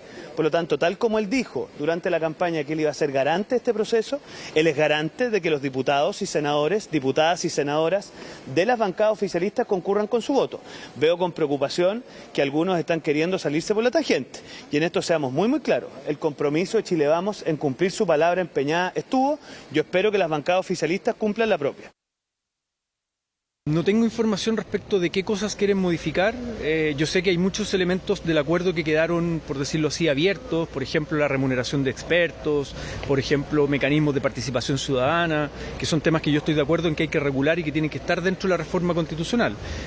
Cualquier parlamentario es libre de presentar indicaciones. Lo que yo sí sugeriría a las fuerzas que firmaron el acuerdo es que las indicaciones estén dentro del marco del acuerdo, para mejorarlo, para profundizar la democracia, para enriquecer, pero no para desviarse del acuerdo que ya firmamos. Declaraciones de los parlamentarios enviándole mensajes, ¿verdad?, al presidente de la República. Escuchábamos por parte del diputado Diego Chalper y también a las otras fuerzas políticas de parte del senador Juan Ignacio Latorre. ¿Por qué? Porque estos días el mismo presidente planteó que contenido esencial de este acuerdo era el tema de los expertos y era clave remunerarlos para que pudieran hacer una buena labor y para que finalmente entonces no solo los ricos pudieran participar. Esto lo emitió a través de su cuenta de Twitter. Y también el mensaje a las otras fuerzas políticas luego de que ayer el Partido Comunes emitiera un comunicado diciendo que se podrían hacer ajustes en este acuerdo. Planteó que estaban disponibles para poder realizar mejoras y que también esto se había fijado con excesivos elementos de tutelaje y por eso entonces también hoy las fuerzas políticas dicen, bueno, este es el acuerdo firmado, no será quizá el que todos querían completamente porque evidentemente cada uno de ellos tuvo que ceder algo para poder firmar este acuerdo desde el Partido Comunista hasta la UDI y ahí entonces el reclamo de algunos parlamentarios respecto a que lo que firmaron es lo que se debe cumplir, dicen, y los votos que deben estar en el Congreso y no ponerse a hacer ajustes a algo que ya fue zanjado el día lunes, como decíamos, a última hora de la jornada y tras cerca de 3 meses, poco más de 3 meses, casi 100 días de negociaciones en torno a esta materia. Todo esto en torno al rol de los expertos, donde también se está discutiendo quiénes podrían calificar para integrar este comité de expertos, porque recordemos, se habla de personas con amplia trayectoria, pero esa amplia trayectoria es bastante amplia y por eso entonces han estado surgiendo algunos nombres, algunas ideas de quienes podrían finalmente ser parte de este comité de expertos. Desde el Partido Demócrata se han estado reuniendo con los expresidentes. Ayer hubo reuniones con el expresidente Frey y también con el expresidente Ricardo Lagos. Hoy estuvieron reunidos con la expresidenta Michelle Bachelet, a quienes les han estado solicitando si es que están disponibles para participar como expertos en esta redacción del nuevo texto constitucional, en la parte previa, ¿verdad?, que estaría a la redacción del texto constitucional, en la elaboración de este anteproyecto que harían los expertos. Los invito a que revisemos las declaraciones de Carlos Maldonado, el secretario general del Partido en Formación Demócratas, respecto a aquello. Y los presidentes han manifestado todos, por lo que hemos conversado hasta ahora, su permanente voluntad de colaborar en lo que Chile necesite. Esperamos que en el mundo político también se tenga esta misma visión y ojalá puedan los presidentes ser parte activa del proceso en lo que viene hacia adelante. A mí me parece que esta es una falsa polémica. La pregunta es, ¿alguna fuerza con representación parlamentaria va a proponer a un expresidente de la República para que forme parte del Consejo de Expertos y Expertas, de la Comisión Experta? Porque si no lo van a hacer, entonces, ¿para qué estamos debatiendo al respecto? Eso no obsta que un expresidente de la República también puede concursar, si lo estima conveniente, para ser parte del Consejo Constitucional y, por tanto, concursar por el apoyo ciudadano, porque ese Consejo se elige democráticamente. La Comisión Experta, que se elige por el Congreso Nacional, bueno, en ese caso, alguna bancada o partido con representación parlamentaria tiene que hacer una propuesta concreta. Falsa polémica, dice el presidente del Senado en torno a esta materia, porque deben ser los partidos quienes presenten a los candidatos a integrar este comité de expertos. 24 expertos designados por el Congreso, 12 por la Cámara, 12 por el Senado, y es un comité que debería comenzar a funcionar ya a partir de enero si es que esta reforma constitucional se aprueba rápidamente, y por eso entonces es que ya están surgiendo algunos nombres, se están barajando algunas opciones y es parte de lo que estamos conociendo dentro de estos días. Claro, y lo importante es que para conocer el cronograma electoral, para eso es necesario sí o sí que se ratifique esto en el Congreso para que empiece a funcionar todo ahí como lo indicaba el propio CERVEL. Muchas gracias, Daniel, por la información. Muy buenas tardes. Gracias, Daniel. Y son las 2 de la tarde con 10 minutos, nos vamos a separar brevemente, una pequeña pausa. Al regreso tenemos nuestro bloque internacional y mucho más. Quédense con nosotros.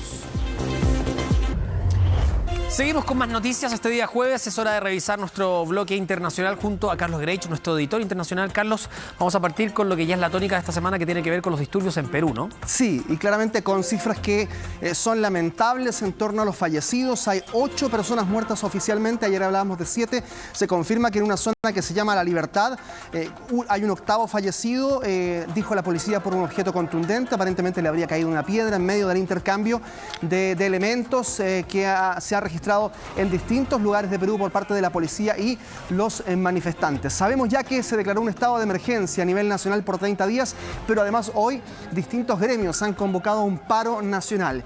Ya hay actividades económicas que están absolutamente suspendidas. En el centro de Lima el comercio, en otras ciudades como Arequipa, también Ayacucho, está absolutamente cerrado también todo el comercio.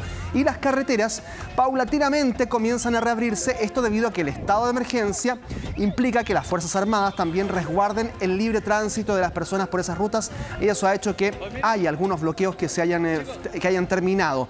Pero aún así hay muchísima inquietud respecto de lo que ocurre con este estado de emergencia que se va a desarrollar durante los próximos 30 días en todo el territorio peruano, con la Policía Nacional y las Fuerzas Armadas tratando de calmar un ambiente que está muy crispado en ese país. Sí, estaba leyendo en la mañana que se suspenden varios derechos, ¿no? El derecho a reunión, el derecho a inviolabilidad de domicilio, a la libertad de tránsito, entre otros. Claro. No es que se suspendan definitivamente, pero sí se pueden llegar a suspender algunos. Y en la eventualidad de que haya justamente protestas violentas o que se perturbe el orden público, está esa facultad por parte de las Fuerzas Armadas. Este es un estado de excepción también. Sí, pues para intervenir esos derechos constitucionales. Claro, lo hemos conocido también en manifestaciones acá después de octubre del 2019, por ejemplo, estados de excepción que, claro, dependiendo de la legislación local, tienen algunos matices, pero son relativamente similares. Revisemos las declaraciones del ministro de Defensa peruano ayer cuando indicaba este estado de emergencia para el territorio peruano por los próximos 30 días. Se ha acordado declarar en estado de emergencia a todo el país. Eso debido a los hechos vandálicos, violentos, a la toma de carreteras y de caminos, que ciertamente ya son actos que se están estabilizando y están siendo controlados por la Policía Nacional y por las Fuerzas Armadas, y que requieren una respuesta contundente y de autoridad de parte del gobierno. Lamentablemente, hace algunos minutos se confirmó la información de que un niño que necesitaba ser operado en Lima estaba siendo trasladado desde el norte a la capital en una ambulancia. El bloqueo de las carreteras le hizo imposible que la ambulancia llegara a ese lugar y falleció en el trayecto a un hospital, dentro de lo más lamentable de estas manifestaciones en Perú. Y otro efecto también tiene que ver con aquellas personas que están atrapadas en algunos lugares turísticos, como por ejemplo, ya decimos, Machu Picchu, que ayer estaba ya cerrado, y hay una pareja de chilenos que está varada en Cusco tras el cierre del aeropuerto por las manifestaciones. Uno de ellos padece cáncer grado 4. Tiene que operarse durante esta jornada, pero no hay certezas de cuándo podrían volver a Chile. Yo soy Belén Alvarado, tengo 38 años, dentista chilena, y estoy actualmente siendo tratada por un cáncer en etapa 4 de colon con metástasis en el pulmón. Voy a cumplir 3 años y esta va a ser mi 10ª operación, la que tenía programada para el día 15 de diciembre. Operación que Belén tuvo que postergar. Está varada junto a su marido Felipe en Cusco, Perú, desde hace 2 días. Su vuelo fue cancelado minutos antes de despegar, en medio de las intensas protestas que vive el país tras la crisis política que atraviesa. O sea, ya teníamos estábamos en la sala de embarque, teníamos puertas, estaba todo listo. De forma súbita empieza a haber como mucho alboroto alrededor de toda la puerta, se empieza a generar como un movimiento de gente, Nos empezamos a acercar y se nos indica de que tenemos que salir del aeropuerto. O sea, en resumen, lo que nos están diciendo es que dadas las circunstancias nos tenemos que ir prácticamente y nosotros nos tenemos que valer por nuestra cuenta. No tengo la información exacta, todo depende del aeropuerto y de la manifestación. El aeropuerto no somos adivinos para saber si mañana van a seguir. Este lunes pasado, justo el día del vuelo de Belén y Felipe, las protestas llegaron al aeropuerto de Cusco, que decidió cerrar sus puertas de manera indefinida, al igual que el aeropuerto de Arequipa. Desde el miércoles pasado, día de la caída del presidente Pedro Castillo, las manifestaciones en Perú han ido en aumento.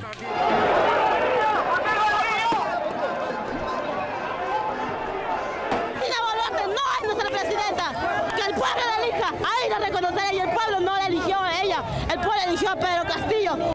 7 personas se han fallecido y al menos 130 policías han resultado heridas tras manifestaciones que exigen la renuncia de la nueva presidenta Boluarte y la realización de nuevas elecciones presidenciales y legislativas, además de la realización de una asamblea constituyente para escribir una nueva constitución.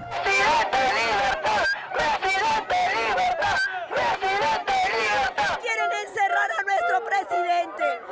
Él está secuestrado. Estamos indignados. El Perú en su urgencia nacional.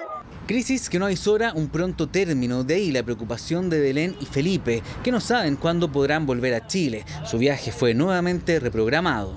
Así que nos reagendaron para el día viernes en la noche para llegar el día sábado en la mañana. ¿Ya? Pero igual no existe una seguridad de que esto pueda ser así, porque las condiciones acá en el Perú están cada vez peores, no hay forma que podamos llegar a Lima, las carreteras están cortadas. Así como existen estos cortes en el mismo Cusco con piedra, en la carretera hay corte y no pueden transitar ni los vehículos ni los buses, no hay tránsito vehicular. El gobierno declaró este miércoles estado de emergencia en todo el país por 30 días para intentar contener la violencia, mientras este jueves el Congreso discutirá la posibilidad de adelantar las elecciones para fines de 2023. La TAM, a través de un comunicado, informó que debido a la disposición de la autoridad peruana, los aeropuertos del Cusco y Arequipa seguirán cerrados este jueves y viernes. Se comprometieron a seguir informando sobre el estado de sus operaciones a los clientes afectados. Bien, revisamos otras informaciones. ¿Se acuerdan ustedes de este hombre que entró a la casa de Nancy Pelosi, la líder de la Cámara de Representantes en Estados Unidos, atacó al marido de Nancy Pelosi? Bueno, hay una audiencia contra este atacante y él pudo hablar. Además de confesar que sí, cometió este hecho, que era lo lógico, elaboró una lista, que la mencionó este hombre, de distintas personalidades públicas que eventualmente también serían atacadas por él si hubiese quedado en libertad, si hubiese escapado, por ejemplo. ¿Ya? Y entre esas personalidades estaba el actor Tom Hanks. O sea, pensaba matar a Tom Hanks. Pensaba matar a Tom Hanks, de acuerdo a la lista que había elaborado este hombre, David DePape, acusado de irrumpir en la casa de la presidenta de la Cámara de Representantes y dejó en estado bastante grave a Paul Pelosi. Ahora, ¿cuál es la razón que le esgrime y por qué el criterio de escoger a estas personalidades por sobre otras? A ver, él habla dentro de un discurso del reinado del mal en Washington, hablando en cierta medida de los demócratas.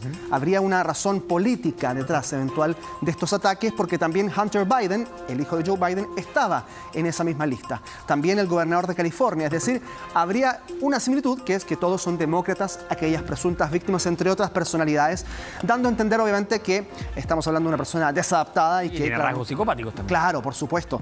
Había una lista entonces de sucesión de eventuales crímenes que habría querido cometer este hombre y que ahora está en este juicio en Estados Unidos.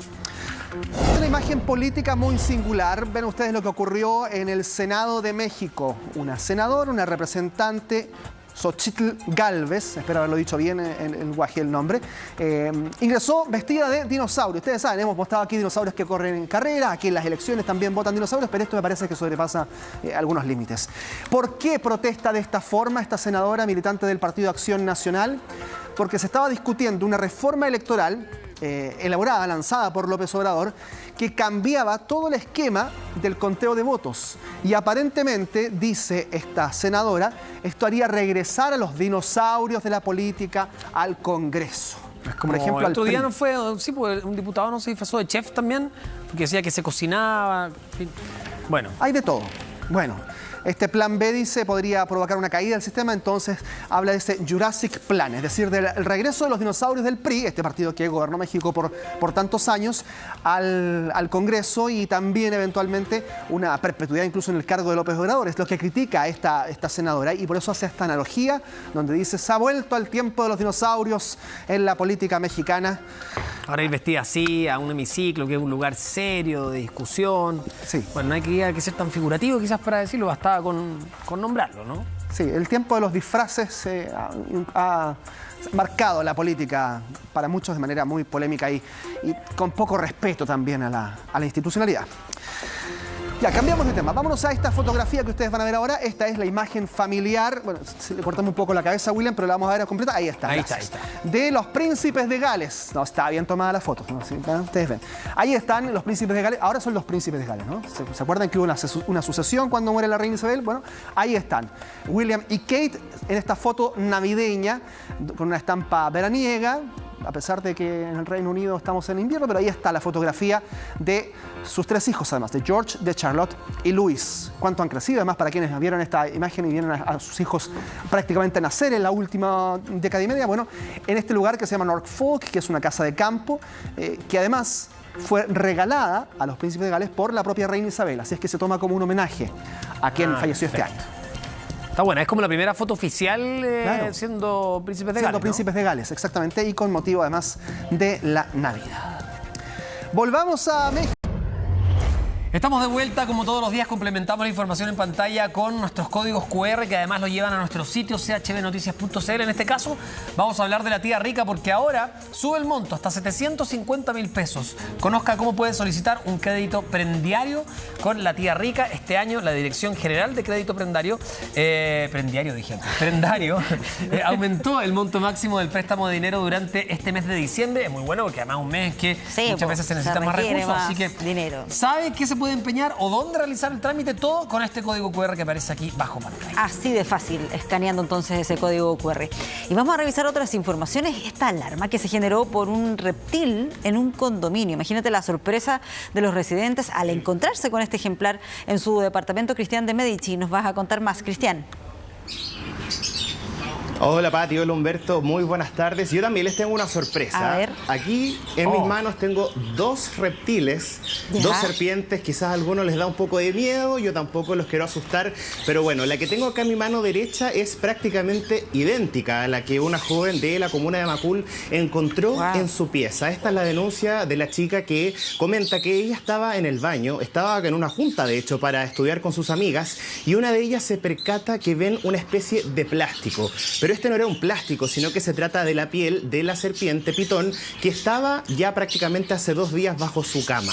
Y ahí básicamente, ¿qué es lo que ocurre? Una de sus amigas se percata que la serpiente ya estaba un poco asustada y se va a la parte trasera del baño y finalmente logran descubrir que se trataba de una serpiente idéntica, como yo les comentaba, a la que se encuentra en mi mano. Es una pitón, una especie que hay una cantidad importante de personas que se dedican a la crianza y a la comercialización, pero ojo, también a la concientización de la tenencia responsable de este tipo de mascotas. Bueno, ¿qué es lo que ocurrió ahí? Inmediatamente los conserjes como personal del edificio acudieron para prestar la ayuda y también para llamar a las autoridades respectivamente. ¿Cuáles son los procedimientos que acá se ocupan? Llamaron al Servicio Agrícola Ganadero, quien hizo el retiro de esta especie, y posteriormente se pudo identificar a esta mascota gracias a que ellas utilizan un chip tal cual como se hace con los perros, por ejemplo. Y así se pudo identificar de que era de su vecino y se presume que se pasó por el balcón, pero acá nuevamente se abre el debate en torno a la tenencia responsable de las mascotas, que quizás no son tan tradicionales como es un perro, un gato, un canario, sino que también hay una cantidad importante de personas cuya pasión está puesta en este tipo de animales, en serpientes, en lagartos, en gecos, en dragones barbudos, y la lista es interminable. Bueno, ¿qué es lo que ocurre? La serpiente finalmente fue trasladada al Parque Metropolitano para tomar constancia del hecho y finalmente ya se encuentra en la clínica del Windsor. Ya lo que ocurre acá que hay un vacío legal que nos comentan los expertos en torno a la fiscalización, pero también a eventuales sanciones que tengan las personas que no tienen una tenencia responsable con respecto a estas mascotas. Pero antes de que sigamos revisando parte de los detalles y también conociendo a estos simpáticos amigos, quiero que preste mucha atención a las palabras de la denunciante, que nos relata un poco el hecho de encontrarse con una serpiente en su habitación, y también por parte del Parque Metropolitano para conocer un poco los detalles de esta serpiente y las medidas que se tomaron una vez que ya se pudo capturar al animal. Escuchemos. Pero llegar y encontrarse una serpiente es algo que uno nunca se va a esperar, menos como en el país en donde estamos, que las serpientes no son comunes.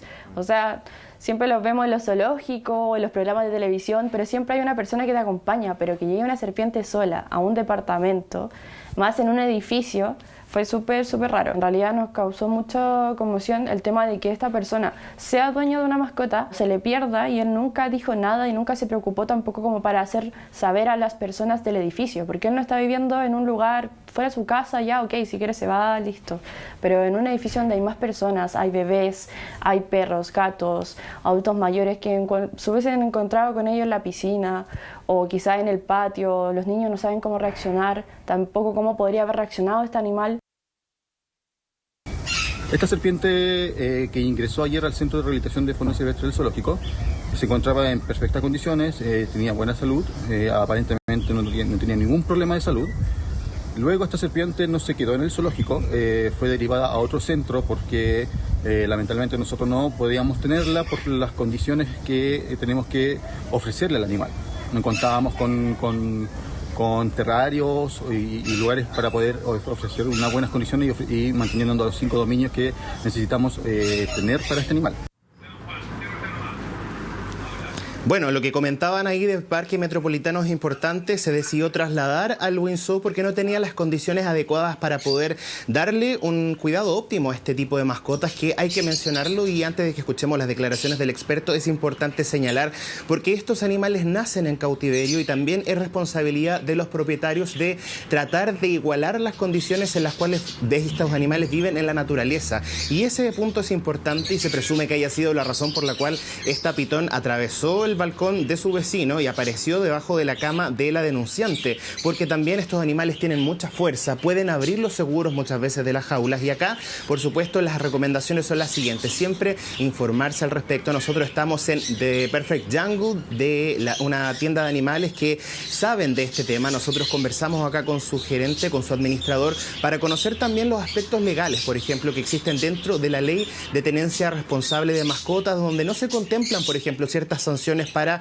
un mal uso, o mejor dicho, un mal cuidado de los reptiles como serpientes, como lagartos, o incluso también estos ejemplares que son, por supuesto, importados de afuera o incluso reproducidos. Y para ese caso también son los mismos criaderos los que tienen que hacer un listado importante de la cantidad de reptiles que han nacido y, por supuesto, seguir concientizando sobre la importancia de tener presente que aquellas personas que tengan una serpiente, por ejemplo, en su balcón o en su departamento, puedan igualar las condiciones de la naturaleza y tener una tenencia muy importante y muy responsable. Bueno, ¿qué es lo que ocurre acá? Principalmente las personas, tratamos de contactarlas, no se encontraban en su vivienda y por ahora vamos a estar tratando de profundizar en eso. Pero ahora quiero que escuchemos parte de las recomendaciones que nos entregaron los expertos para aquellos que contemplen tener una de estas mascotas durante los próximos días.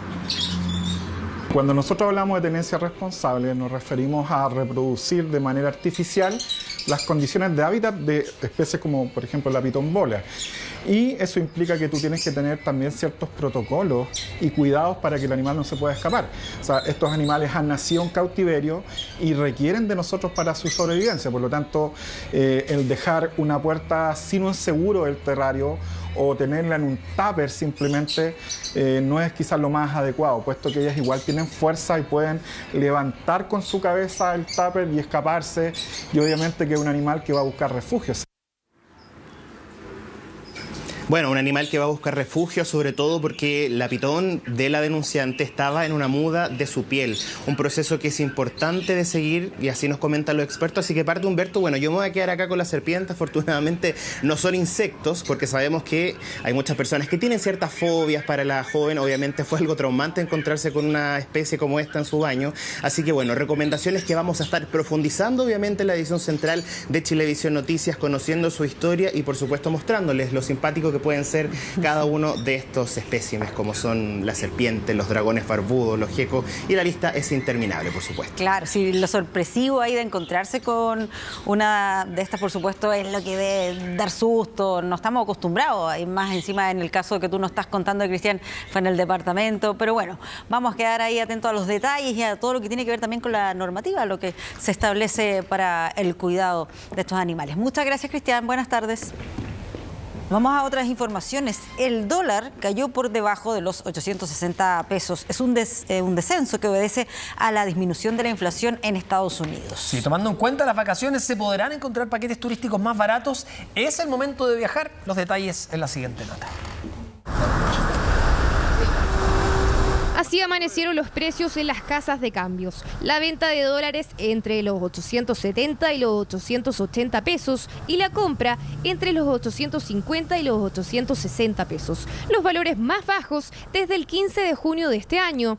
Pero ¿a qué se deben estos valores? Cuando baja la inflación en Estados Unidos, en este escenario de alta inflación, nuestro mercado local, el mercado de divisas, reacciona diciendo: es menos probable que se vayan los dólares al exterior, por lo tanto, baja el tipo de cambio. Si a eso se suma que el precio del cobre tienda al alza, mejore su nivel de precio, debiéramos tener un tipo de cambio alejado de los 900 pesos, de los 950 pesos. Además de ello, según los expertos, también influye el reciente acuerdo entre los partidos políticos para un nuevo proceso constituyente. Pero tomando en cuenta esta baja en el precio del dólar, ¿será el momento preciso para comprar?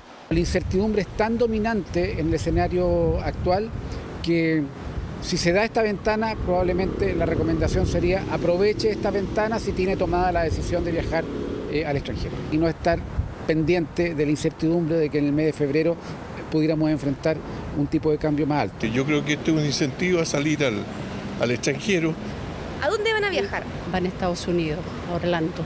¿Y qué le parece el dólar? ¿Está conveniente en este momento? Sí, está conveniente hoy día. Hoy por lo menos, no sé mañana. Buenos Aires, aprovechando que está barato el tipo de cambio y todo. Y claro, es que si usted tiene un viaje programado al extranjero, estos valores le pueden ayudar a economizar tanto en los pasajes como en la estadía en el destino. Para este verano, Río de Janeiro y Buenos Aires en particular son muy buenas opciones. Con este precio de dólar además resultan muy convenientes. Por ejemplo, un vuelo para el verano a Buenos Aires puede salir en 150.000 pesos, tarifa final, ida y regreso con un equipaje de mano incluido. O por ejemplo, un paquete a Río puede quedar en 600.000. Así que ya sabe, si quiere viajar al extranjero para las vacaciones, el costo le saldrá menos que hace un mes atrás. Y por lo tanto, ante la incertidumbre financiera a nivel mundial, es mejor prevenir y comprar ahora los dólares que apostar por una baja mayor. Regresamos con esta lamentable información. Un joven de 17 años murió luego de esperar 12 horas para ser atendido en el hospital de Puerto Montt. Sí, la víctima sufrió un derrame cerebral tras la larga espera que finalmente terminó con su muerte. ¡Justicia! ¡Queremos! ¡Asesino al hospital! Ahora se suponía que eran 2 horas nomás y pasaron 12 horas. Conmoción en Valdivia por la inesperada muerte de un joven de 17 años que falleció tras esperar por cerca de 12 horas atención médica. Es terrible lo que me pasó, de verdad. Porque el médico de Valdivia dijo que se podía haber evitado. Pero ellos no hicieron nada. Esperaron que mi hijo estuviera grave, vomitara sangre. El hecho ocurrió el 6 de diciembre, cuando el joven llegó acompañado de su madre a la urgencia del hospital de Puerto Montt, tras asistir previamente a otros centros asistenciales. Su mamá fue a alertar a las 3 horas de espera, pero pasadas las 12 recién la tomaron en cuenta. Me dijeron que no había médico para atender a mi hijo y cuando lo subieron a una ambulancia a las 5 de la tarde mandaron 3 médicos y 2 enfermeras en la ambulancia. ¿De dónde sacaron 3 enfermeros? El joven que padecía leucemia tuvo una baja importante de plaquetas, necesitó una urgente transfusión, pero debido al atraso no fue suficiente. Fue derivado en la ambulancia al hospital de urgencia, derivado desde allá con la emergencia, por algo lo mandaron en la ambulancia. Finalmente falleció en el hospital de Valdivia por una leucemia no diagnosticada, la que se vio agravada por la falta de atención, que terminó con los graves síntomas mencionados. Él acá en el hospital después le diagnostican una leucemia, pero tratable. Si se le hubiera hecho la transfusión a tiempo, el Benjamín estaría con nosotros. Desde el hospital de Puerto Montt señalan que su gran problema es la falta de camas. Nosotros tenemos solamente un hospital de alta complejidad y de ahí pasamos a hospitales de baja complejidad. Está reconocido con la clínica del hospital de Puerto Varas que tenemos 171 camas menos. Señala además que muchos pacientes de la zona han empeorado, ya que simplemente no tienen la capacidad requerida. Nuestro compromiso es seguir trabajando en conjunto con la comunidad, en hacer las mejoras y poder responder a las necesidades que tenemos, tanto de resolución de lista de espera, que tenemos una deuda importantísima, ya, como de la atención de todos nuestros pacientes. La delegada presidencial de la zona se refirió a las medidas que van a tomar. Vamos a tomar todas las acciones que sean necesarias, no tan solo para esclarecer los hechos, sino también para poder hacer los ajustes que sean necesarios. Como gobierno están dispuestos a tomar las medidas para esclarecer lo sucedido y eventualmente llegar a posibles responsabilidades. ¿Ha caído en alguna noticia o información en redes sociales que creyó verdadera pero era totalmente falsa? Bueno, son las llamadas fake news. Y un portal chileno está buscando categorizarlas en un ranking. Las desinformaciones que más se viralizaron durante este año son las Fake Awards 2022 y usted podrá elegirlas. Quizás no sea necesario que le digamos que todo lo que vemos en redes sociales e internet es efectivo, pero en más de una ocasión quizás creyó que lo que leía o veía era verdad. ¿Se acuerda de este video? 4 de enero del 2020, en el registro se ve un grupo de bailarinas realizando una performance con consignas en contra del expresidente de la República, Sebastián Piñera. Y una de esas bailarinas sería, según un tuit, la alcaldesa de Santiago, Iracy Hasler. Precisamente esta mujer de polera floreada, pero no era la alcaldesa y hasta ella misma salió a desmentirlo. Ahora otro más. ¿Se acuerda que a tan solo 2 días de que se realizara el cambio de mando y que Gabriel Boric asumiera como presidente, comenzó a viralizarse en redes sociales como videos e imágenes de lo que sería supuestamente la nueva banda presidencial que usaría el futuro mandatario? Era falso. Se trataba de un regalo de un grupo de mujeres del Sindicato Revolucionario Textil. Además, el diseño de este tejido está regulado por la ley. Lo de la banda presidencial casa con mucho de lo que tú ves normalmente en desinformación. Uno toca una tecla sensible. Muchas personas no les interesaba o no querían de plano que Gabriel Boric fuera el presidente y empiezan a asociar una persona que ya no usaba corbata, que es del partido que no me gusta, es el candidato que yo no prefería. Más encima ya se han dicho de que no van a respetar los símbolos patrios. Todo eso es consistente dentro de una narrativa que te genera rabia, miedo, ansiedad y te pones a compartirlo y caes. Estos ejemplos son fake news, que son parte de los top 10 de las noticias falsas más viralizadas del 2022 que realizó el portal Fast Check y que en su mayoría son vinculadas a la política. El año 2020, que fue el primer año que hicimos el Fake Awards, ahí notamos que había mucha más desinformación respecto al COVID, las vacunas, y este año ya vamos de lleno con muchas cosas vinculadas al plebiscito de salida. Es además algo en lo que en general las personas, los usuarios, reaccionamos muy rápidamente. O sea, o estamos a favor o estamos en contra de o el político de turno o un cierto partido o un cierto, por ejemplo, convencional o proyecto constitucional. Entonces es muy fácil desinformar respecto de esa vía y además es muy fácil que uno reaccione al tiro. Entre las noticias falsas del año está que la convención aprobó que Elisa Loncón recibiera pensión vitalicia, pero además hay otras temáticas igualmente viralizadas, como este video del primer concierto de Daddy Yankee, supuestamente en Chile. Me acuerdo que vimos dentro de un comentario que una persona decía, pero esto no fue acá. Y ahí nosotros decimos, pero no puso ninguna prueba, nada, simplemente lo dijo. Y ahí nosotros lo que hicimos fue buscar la persona que había compartido primeramente, analizamos la imagen del video, pudimos dar cuenta que era de Bolivia. Voten por la que les parece a ellos la mentira del año. Ahora usted podrá elegir los Fakes Awards 2022 votando por una de estas opciones que le mostramos y otras más. Esas noticias que gracias a las redes sociales se masificaron más rápido y que más de alguno creyó. Con esta información empezamos a cerrar ya el noticiero, pero estaba revisando acá la temperatura. Oye, es que Eduardo Sáenz nos está aquí suministrando la información minuto a minuto y a esta hora estamos en 35,8 grados. Me dice que es la temperatura más alta en los últimos 3 años en diciembre, 35,8 y ojo, sigue subiendo.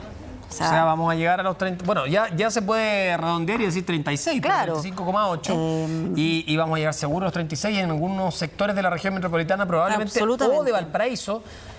como Mira, San Felipe la otra vez. Talagante y Curacaví, 37 grados hasta el momento, dice. Bueno, hubo 24 en Valparaíso a nivel del mar, 35 en el Jardín Botánico, en los cerros, 38 Villa Alemana, hay un incendio forestal nuevo muy intenso, me dice también, y acá 35,8. Claro, la más alta de los últimos 3 años. Para diciembre. Claro, imagínate a alguien que vaya a hacer deporte.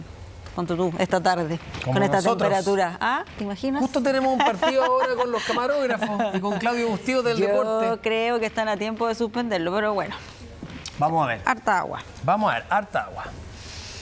Quizás sea nuestra última noticia. No. Ay, todavía está a tiempo de suspenderlo. O bajo techo, bajo techo. Ya, se acaban las noticias. Gracias por habernos acompañado durante esta tarde. Y ahora, hace rato que no le damos el pase a Karina contigo en directo con esto del Mundial. ¿Cómo ya estás, volvemos Karina? a la normalidad. Yo estoy escuchando lo de tu deporte y solo me río. Déjame decirte. Elegimos el mejor día, ¿eh? El mejor día, están pero pintados para agendar un torneo. Tú dices, Karina, no hacen nunca deporte y eligen este día. Es que yo no sé si lo hicieron al final como para no jugar.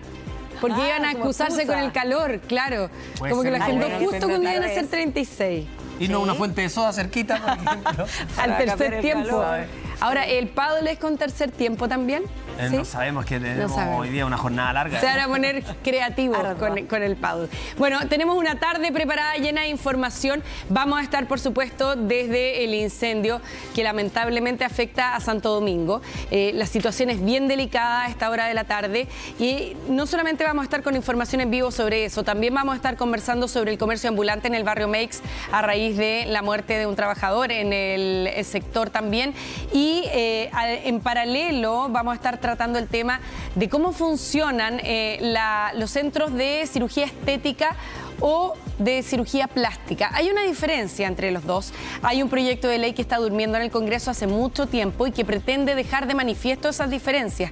Así que eso y más esta tarde aquí en Contigo en Directo, porque además se ha producido este caso lamentable, ¿no es cierto?, de la muerte de una mujer de 42 años en una llamada clínica estética. Pero vamos en una a estar casa, lo vimos en la mañana, no tenía ambulancia, no tenía UCI. O sea, ¿qué elementos tiene que contar un centro para llamarse clínica? Y para que uno también pueda ejercer su derecho como paciente, ¿no?, en el momento que va a agendar una intervención. Así que eso y más esta tarde aquí en Contigo en Directo. Bien, buen programa, Karina. Nos vemos. Una